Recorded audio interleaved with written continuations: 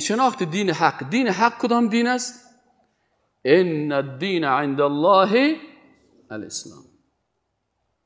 پس دین حق دین اسلام است، چرا که الله سبحانه و تعالی میگه که دیگه چیزایی که شما نامایی که سرتان خودتان ماندین این نامای دل خودتان است.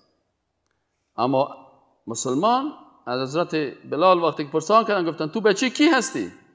گفتن انا ابن الاسلام، من پسر اسلام هستم.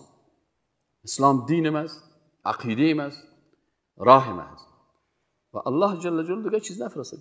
اسلام یهودیتی، نصرانیتی، محمدیتی، موسویتی، عیسویتی، بودایی، مثلا چطورکایی، چیزایی که جور کردن، این کلش چیزایی است که کسای دیگه وقتی که دین حق تغییر دادن، تحریف کردن، اینا ما را سرش ماندن. دین حقی که الله فرستاده توحید است، دین اسلام است.